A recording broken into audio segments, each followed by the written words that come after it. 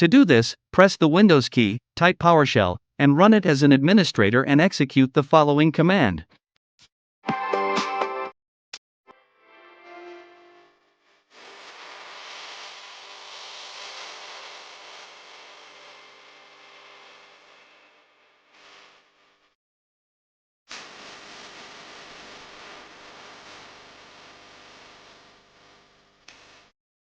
Now, you can review the list of RSAT features and their installation status.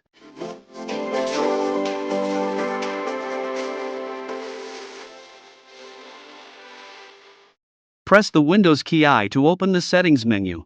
Navigate to System in the left column and select Optional Features on the right.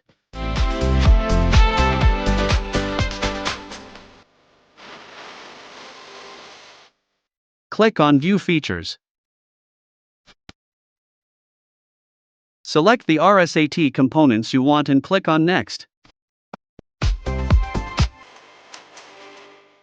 On the Add an Option feature window, click on Add.